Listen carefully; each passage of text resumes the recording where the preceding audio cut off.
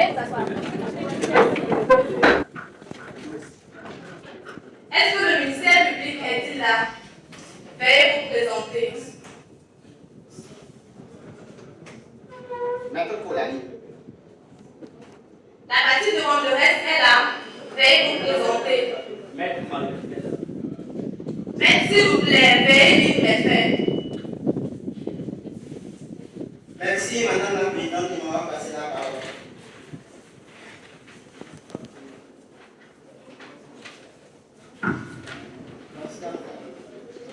Affaire opposant Damdon contre le préfet de Bar.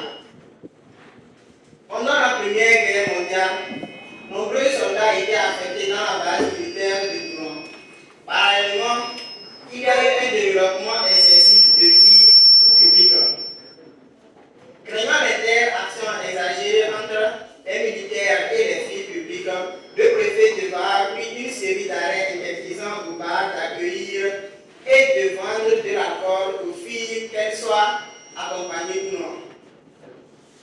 Dame Dorn et Roman, n'étant pas satisfaits de ces arrêtés, exercent un recours pour excès de pouvoir contre ces arrêtés.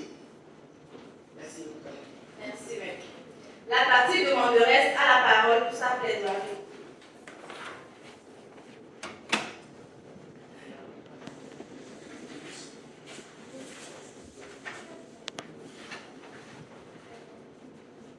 Madame la Présidente, messieurs les assesseurs, recevez mes civils.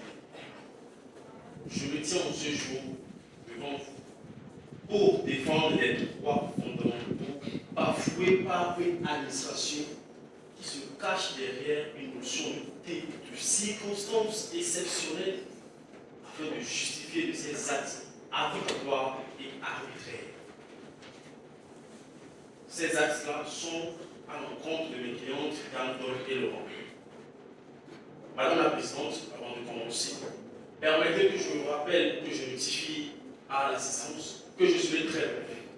Car oui, j'ai appris de mon avocat que les plaidoiries doivent être comme les chutes des femmes. Assez longues pour couvrir tout le sujet, mais assez courtes pour être lues et comprises. Sans plus tarder, Madame la Présidente, nous allons d'abord souligner que cette décision attaquée porte une atteinte illégale aux libertés individuelles de commerce de mes clientes Damdon et Laurent. Madame la Présidente, le Code civil, en son article 9, garantit le respect de la vie privée. Ainsi, l'interdiction arbitraire faite par l'administration à mes clientes constitue une intrusion illégitime dans l'aspect privé et professionnel de ces dernières. Nous pouvons également lire à l'article 16 une consécration de la dignité humaine, incluant le libre choix de disposer des termes moyens d'existence.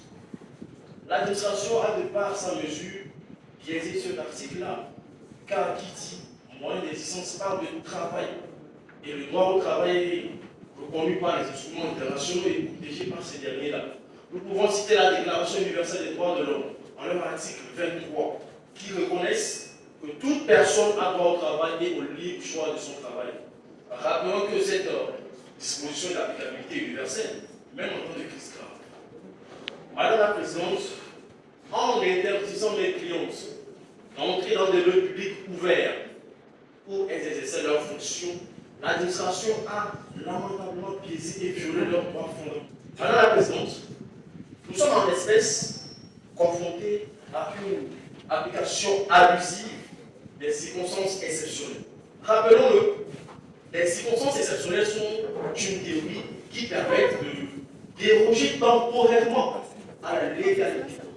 Et je crois que l'administration l'a décerné. Mais cependant, l'article 4, alinéa 1er du pacte international relatif aux droits civils et politiques impose que ces dérogations soient strictement limitées. Je pèse les mots, strictement limitées à ce qui est nécessaire pour faire face à la crise. L'administration avait tenu compte de cette disposition, Madame la Présidente, j'en doute. Jurisprudentiellement, vos confrères qui ont siégé en 1918 au Conseil d'État dans l'affaire IRS ont établi que la suspension de l'état de droit doit répondre à une impérieuse nécessité. Malheureusement, dans le cas d'espèce, cela n'a jamais été démontré. L'administration n'a jamais démontré que la présence de mes clientes à Toulon, dans des lieux publics ouverts en temps de crise, constituerait un concept dangereux pour nos forces armées. Vous verrez là que, Madame la Présidente, la décision n'est ni proportionnelle ni nécessaire. Aussi, nous voulons notifier que cette décision que nous attaquons porte une atteinte disproportionnée aux droits fondamentaux. L'article 8 de la Convention européenne de l'homme garantit le respect de la vie privée et familiale. Ainsi, toutes les restrictions faites par une administration devront être motivées par des motifs légaux, légitimes et proportionnés.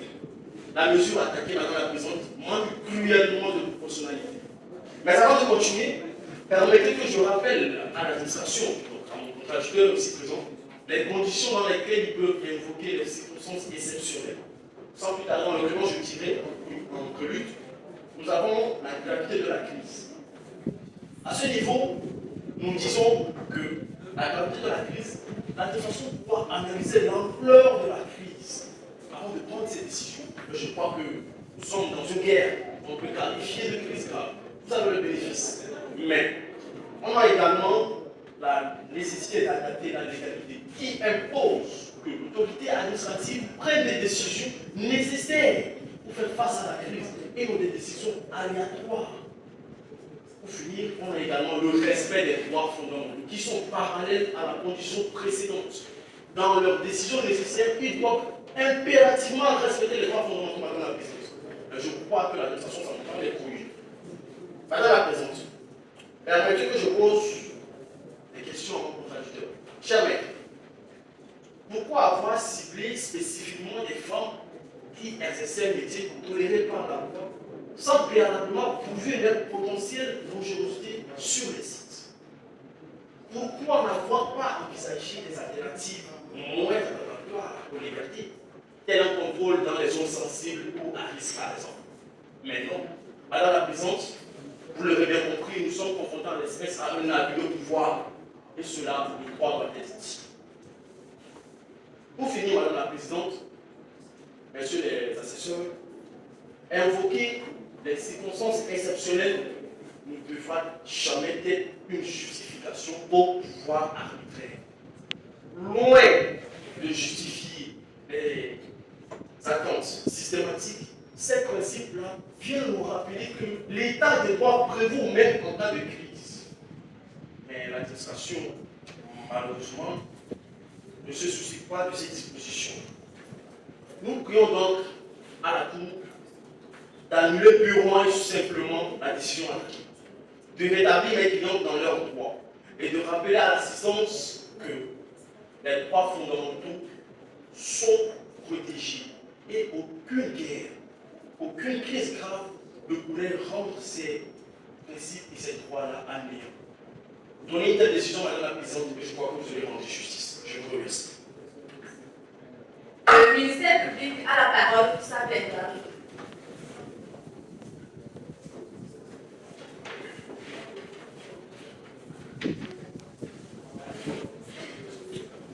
La soumission au règlement sélectif, c'est la liberté. Le disait Jean-Jacques Rousseau. Madame la Présidente, honorable membre du Conseil, recevez mes civilités. Silence dans la salle. Auguste public. En effet, nous sommes réunis aujourd'hui pour traiter d'une affaire très sensible, une affaire portant sur les libertés individuelles face à une situation de crise, c'est-à-dire une situation de guerre. En effet, c'est un honneur pour moi aujourd'hui de défendre les intérêts de l'État français. Certes, mon contracteur est venu et il a essayé, de la meilleure des manières, en tout cas selon lui, de vous prouver que les arrêtés émis par le préfet du Var étaient en contradiction avec la loi. Mais laissez-moi vous dire que, en réalité, mon confrère s'est penché sur la loi qui l'arrange, c'est-à-dire en abandonnant certaines dispositions dont il a fait omission.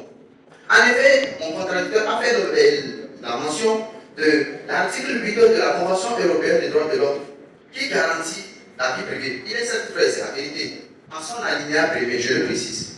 Mais l'alinéa 2 dispose, je cite, il ne peut y avoir d'ingérence d'une autorité publique dans l'exercice de ses droits pour autant que cette ingérence est prévue par la loi, qu'il y a une nécessité quant à la sécurité nationale, la sûreté publique, ainsi de suite, en but de la protection de la santé publique.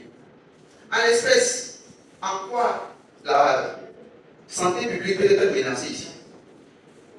Nous le savons tous que l'interaction entre les filles et garçons, ça a toujours posé problème.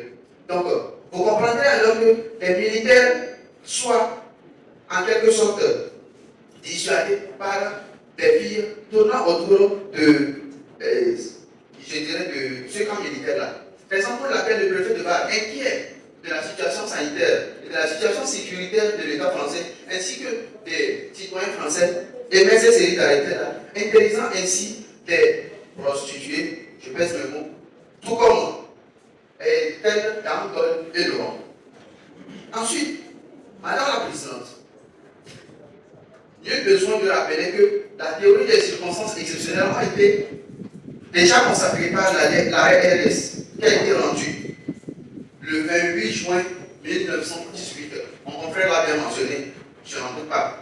Mais il a fait mention de quelques conditions que pose cet arrêt, telles la guerre. Mais ce sont des moments desquels je ne comprends pas dans quel sens mon contradicteur dira que ces arrêtés n'ont pas lieu d'être émis. Ensuite, parlons de la liberté. Il est certes vrai que les clients de mon contracteur disposent d'une certaine liberté. Je n'en doute pas. Toute personne doit être libre de circuler, d'aller et de revenir. Mais cette liberté ne peut en aucun cas être confondue au libertinage. Ainsi, l'article 4 de la Déclaration européenne des droits de l'homme et du citoyen dispose ceci. La liberté, c'est le fait de faire ce qui est mieux à autrui. En l'espèce, les agissements de Dame et Laurent nuisent à la sécurité nationale, à l'ordre public de l'État français. De plus, Madame la Présidente, il est certes vrai que dans cette situation, on ne peut en aucun cas parler d'une certaine violation de la loi, alors que c'est la loi elle-même qui prescrit les conditions dans lesquelles il est permis à l'administration de déroger, je dis bien, de déroger aux droits de l'homme, à certains droits bien sûr. Mon contradicteur de son passage a fait mention de quelques questions. En quoi la présence de ces clients ferait-elle nuire à la santé publique ou à la sécurité nationale? En effet, nous savons tous que l'homme, un être humain, est toujours vulnérable. L'homme est vulnérable face à la femme.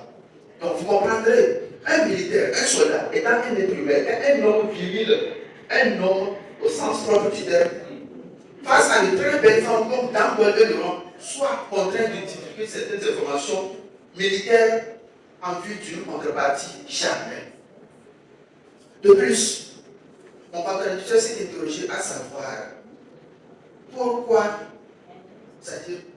pourquoi viser uniquement ces personnes-là, c'est-à-dire les prostituées. En effet, Madame la Présidente. Objection acceptée. Je crois que mon contradicteur aussi porte des propos à terminologie dégradant à la personnalité de mes clients. Je suis en aucun cas des prostituées. d'accord, je pèse le mot. Qui galante. Prostituée, fille Veuillez publique. rectifier, maître. D'accord. Autant pour moi, Madame la Présidente, prostituée, fille publique, Madame la Présidente. ça revient à la même chose, c'est toujours la même finalité. Veuillez rectifier vos propos, s'il vous plaît. Je dis bien, Madame la Présidente, que ce soit prostituée ou fille publique, c'est toujours la même finalité. Madame la Présidente, mon confrère a également parlé de certaines mesures plus adéquates, ou je dirais plus moindres, pour ne pas restreindre les libertés individuelles. En effet, c'est vrai, il est certes vrai que des patrouilles pouvaient être faites aux alentours de ce camp-là. Mais, en une situation de guerre, on ne peut en aucun cas attendre à ce que les patrouilles soient faites. Supposons ces personnes-là qui se des filles publiques, nous les savons tous, ce sont des personnes qui se donnent à des actes sexuels quotidiennement. Une personne qui peut rentrer en contact sexuel avec plusieurs personnes dans une seule journée, vous imaginez le nombre de maladies que cette personne peut contracter? Je vous laisse le soin d'apprécier. Donc, imaginez une seule seconde que nos forces militaires soient atteintes d'une maladie sexuellement transmissible. Mais dis-donc, qui serait là pour défendre les intérêts de l'État? Bien sûr, étant donné encore, nous sommes dans un état de guerre. Dans un état de guerre, est-ce que je ne pense pas que les clients de mon contracteur seront capables de prendre les armes pour aller sur le front, défendre les intérêts de cet État à la place des militaires? Par conséquent, Madame la Présidente, accueillir ce recours pour excès de pouvoir, c'est remettre en cause l'autorité de l'administration. C'est donner l'opportunité à des citoyens de mauvaise foi de se prévaloir de leurs droits individuels pour semer du chaos dans cet État. Autre chose, Madame la Présidente, je vous demande de rejeter purement et simplement cette requête introduite par la partie adverse pour des motifs de sécurité nationale, de santé publique et aussi d'intérêt général. Ainsi, justice sera faite. Je vous remercie. La Cour se retire pour le délibérer. Mesdames et messieurs, veuillez vous lever, la Cour se retire pour le délibérer.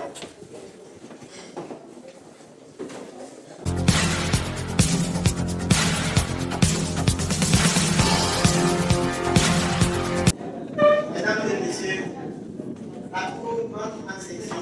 Veuillez donc vous lever.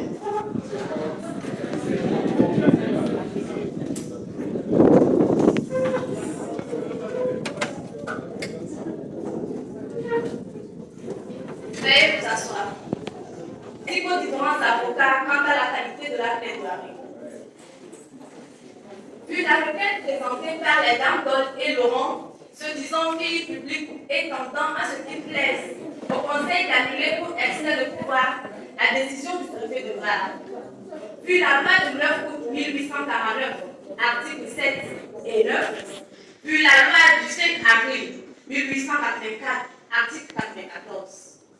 Considérant que, par les arrêtés en date des 9 avril, 13 mai et 24 juin 1916, le préfet maritime, gouverneur du camp retranche de Toulon, a interdit à tous les propriétaires de café, de bars et de villes, de boissons, de servir à boire à des filles et de les recevoir dans leur établissement. Considérant que les limites des pouvoirs de police dont l'autorité publique dispose pour le maintien de l'ordre et de la sécurité, tant en vertu de la législation municipale que la loi du 9 août 1849, ne sauraient être les mêmes dans le temps de paix et pendant la période de guerre. Pour les intérêts de la défense nationale, dont au principe une extinction plus grande et exigeant pour la sécurité publique des mesures plus rigoureuses.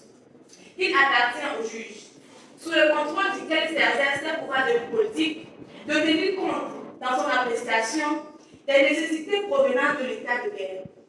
Considérant que, si dans ce but, certaines restrictions ont dû être apportées à la liberté individuelle, en ce qui concerne les filles, et à la liberté du commerce, en ce qui concerne les débitants qui les reçoivent, ces restrictions, dans les termes où elles sont formulées, n'excèdent pas la limite de celle que, dans les circonstances relatées, il appartenait au préfet maritime de prescrire. Qu'ainsi, en les exécutant, le préfet maritime a fait un usage légitime des pouvoirs à lui conférer par la loi. La séance est close.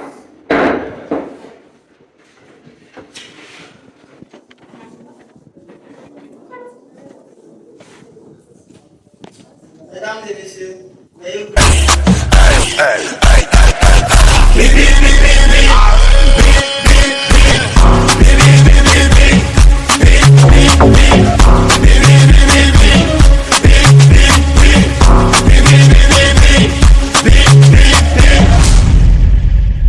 King of family,